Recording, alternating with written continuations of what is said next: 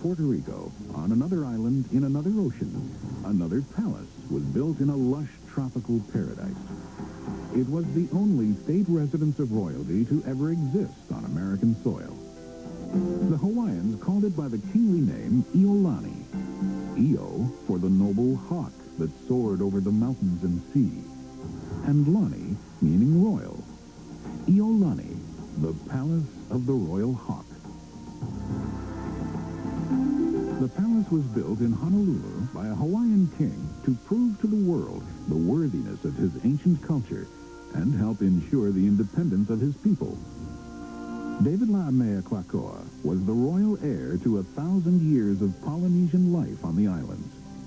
He wanted to build a world-class showcase that would impress the colonial powers that his was a nation to be respected. The king oversaw much of the design and construction of the palace, which took over 3 years to build and cost $360,000 in the early 1880s. Many of the materials came from the American mainland, including Pennsylvania slate for the roof and cedar from the Pacific Northwest. The Iolani Palace might be called Hawaiian Renaissance. King Klakua very much wanted to demonstrate that Hawaii, as the crossroads of the Pacific, had the sophistication to be a major player on the world stage. And the consequence is that the palace is really a combination of a variety of different architectural styles. For instance, the corner towers are really French mansards. And then connecting that is a long arcade. And these arcades, which are repeated on the front and the rear, are really Italian Renaissance. But then the entire thing has a and airiness that is very much a part of tropical architecture common to Hawaii. Iolani Palace was not the first royal residence built in Honolulu. After his election in 1874, the king entertained in the original Iolani Palace. Then, while on a diplomatic mission to Washington for a meeting with President Ulysses S. Grant, the king ordered a complete renovation of the old palace to be completed while he was gone. During the renovation, however, construction workers found the old palace had been unknowingly ravaged by termites and had to be totally demolished. As Klakua was leaving for the United States, he instructed his Minister of the Interior to renovate his modest but adequate palace. When he returned a few months later, he found that his palace had been torn down. And we've never actually realized whether this was in fact a surprise to him or whether it was a prearranged royal inducement to a reluctant legislature to fund a newer and grander palace. When the king returned to Hawaii, he ordered the building of a magnificent new palace that would honor his people. King Kalakaua plays a most important role. He tries to keep the country independent. In order to do this, he has to strengthen the Polynesian culture, the culture of the Hawaiians. He built a wonderful palace, the second Iolani Palace, as a sign of the advanced status of the nation. You could call this parity. Parity means that the small non-European nation tries to be accepted as an equal by the big powers, by those who potentially could colonize it. While the palace was under construction, Klakua set out on an even greater journey, one that would, as the king himself proclaimed, be a royal girdle of the earth. Klakua sailed all the way around the world to impress and be impressed by the world's royalty, from the Emperor of Japan to the Tsar of Russia. Queen Victoria knighted him. The Pope blessed him. Donkeys carried him to the pyramids. And he met with President Chester Arthur of the United States, who ironically bore a striking resemblance to the king. Returning home to a royal welcome, a coronation, and a new palace, King Klakua and Queen Kapiolani settled into a popular reign. In 1882, the royal couple moved into their luxurious palace. The newly completed palace soon became the social center of the Hawaiian Islands. The first event of great majesty to take place at the palace was a full-fledged coronation of the king and queen on February 12, 1883, the 9th anniversary of his ascension to the throne. Staged at a royal pavilion constructed especially for that purpose, the ceremony combined ancient Hawaiian traditions blended with the European coronation rituals of the day. The royal couple wore crowns made in England of solid gold, studded with 48 diamonds, along with rubies, pearls, and emeralds. The crowns were topped with a Maltese cross, embedded with a huge diamond. There was one crown for the king and one for the queen.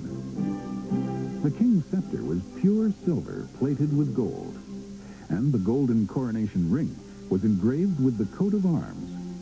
The pu'ulu'ulu'u, a traditional symbol of Hawaiian royalty, was carried at the head of the procession. Throughout his reign, King Klakoa entertained in grand style. From elegant horse-drawn carriages, the guests climbed the iron steps to the wide veranda and entered the palace through exquisite glass doors made in England and etched in San Francisco. Inside the Grand Hall, the visitors were greeted with a lustrous array of rich Hawaiian woodwork and historical paintings of the kings and queens of Hawaii. The king also used the Grand Hall to display his collection of gifts from foreign dignitaries, including porcelain vases from Japan and England, and bronze statuettes from France. To the right of the Grand Hall was an opulent throne room, where the royal couple received dignitaries during the afternoon and hosted lavish entertainment at night. The king and queen would receive the gracious bows and homage of their guests, while the Royal Hawaiian Band played classical music from the veranda. Often displayed on the throne's chairs were the king's collection of feathered cloaks, and nearby the plumed kahili, the royal staffs that had been passed down through the generations of the Kamehameha reign. The walls were lined with gilded oval frames displaying the various royal orders set against a velvet backdrop. Royal orders are diplomatic jewels exchanged by heads of state in the Victorian period as marks of honor. They were used to embellish the dress uniform with their brilliantly colored sashes. We have an excellent collection at Iolani Palace that were awarded to King Klakaua by at least a dozen heads of state from around the world. These decorations were reciprocal, so that when Klakaua received one, say, from Queen Victoria, he would in turn present her with the equivalent decoration from Hawaii. With the guests assembled in all of their royal finery, King Klakoa signaled the bandmaster with a joyful wave of his hand, and the music brightened with up-tempo dance tunes. The king was an excellent dancer, and his name was in great demand on the dance cards of the young female guests. Klakoa loved innovation almost as much as he loved to dance. On his round-the-world trip, he had become enchanted by the amazing electric lights he saw in Paris in 1881. So, just in time to celebrate his 50th birthday, Klakoa had mirrored lights installed on the veranda. By 1887, the king had electricity in all of the main rooms of the palace. The palace also sported other innovative technology of the day, including state-of-the-art plumbing. There were 8 bathrooms, an almost unheard-of luxury at the time. The king's own copper-lined bathtub was 7 feet long and 2 feet deep.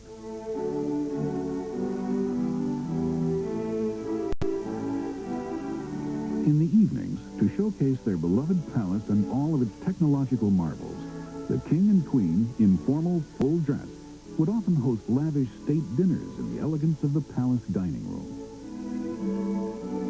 Before dinner, guests were received in the blue room, dominated by a magnificent set of sofas and chairs upholstered in blue silk.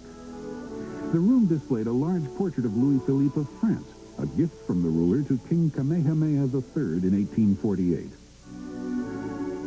Massive sliding doors of native Hawaiian wood connected the blue room to the elegant palace dining room.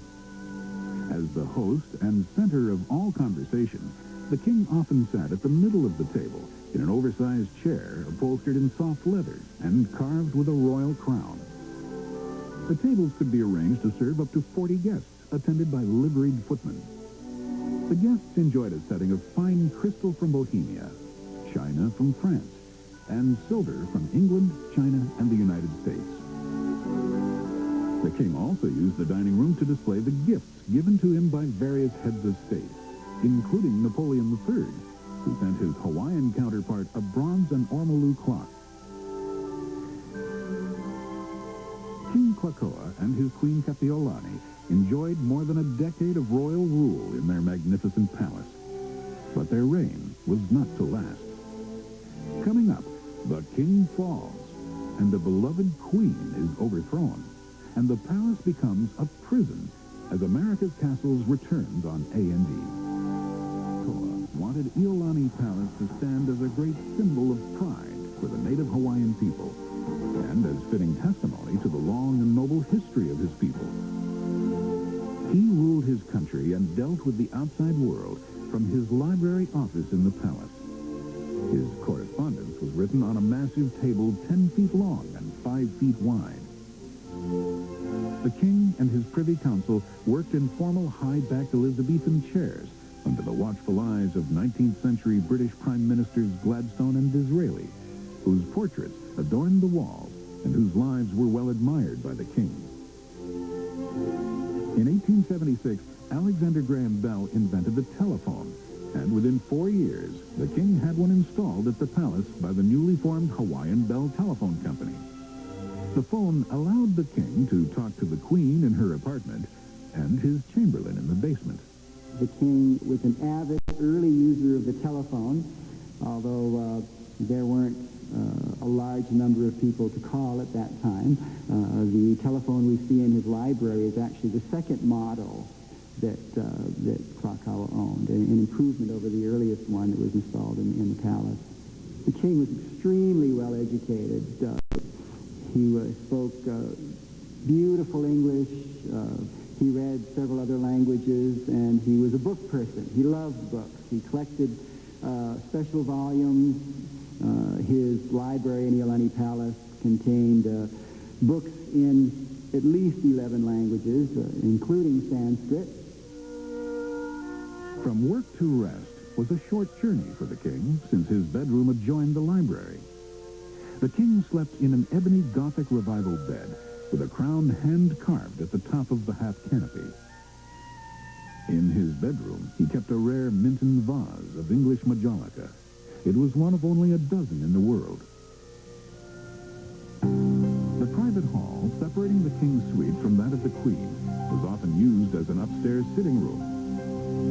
Built completely of polished native Hawaiian woods, it was once used by the king during his jubilee to display many of his most valued Hawaiian artifacts, including his priceless collection of ancient wooden bowls, sculptures, and feather cloaks. One of the great moments in Iolani Palace history was the Jubilee of Klakoa, which took place in November of 1886. This was celebrated with 2 weeks of horse races, canoe races, foot races, athletic events of all kinds. It was celebrated with a fabulous state luau, a grand banquet in European fashion. One of the most important parts of the ceremony was an old tradition called ho'okupu, where people bring gifts to the reigning monarch and lay them at his feet. These gifts were varied as ancient works of Hawaiian art that the king loved to collect, live pigs, a Turkish water pipe, and all sorts of things. Across the private hall from the king's suite, Queen Iolani enjoyed quarters that included a 3-room suite with a bath and dressing room. Her bed was adorned with a silken Chinese coverlet woven with the queen's crest containing the motto, Kulia I Kanu'u, which means to strive for the summit. King Klakoa, who had a lifetime love of music, wrote the Hawaiian national anthem, Hawaii Pono'i, calling for loyalty to the country's liege and lord. But the days of David Klakoa and those of the monarchy were numbered.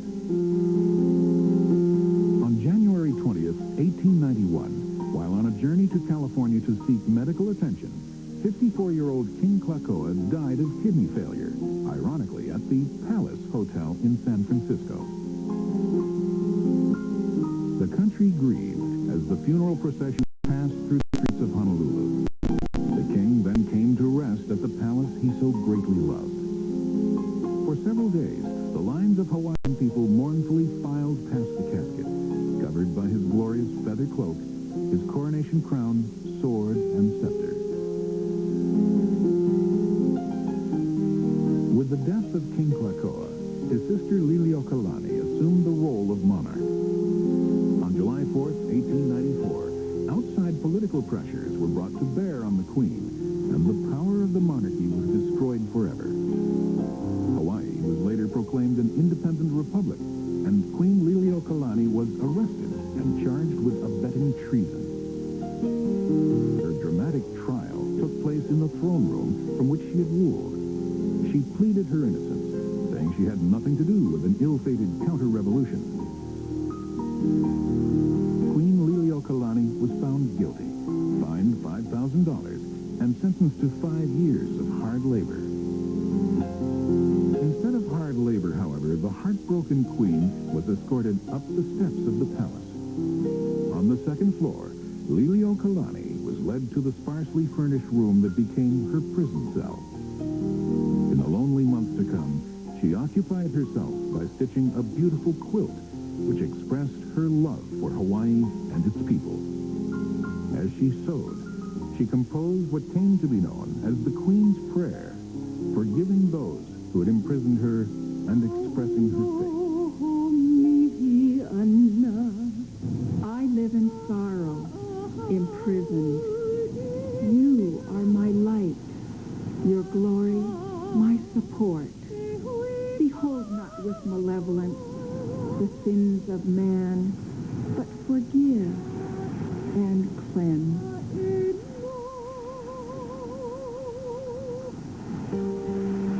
Queen Liliuokalani remained in her palace prison room for 8 months and then was released to house arrest.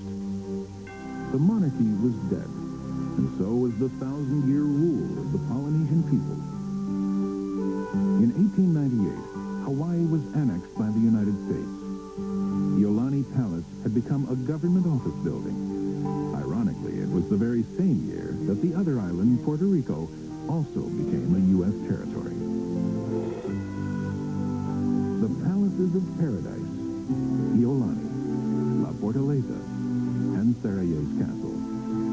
Each reflected a rich and ancient heritage, and each was swept along by the tides of time.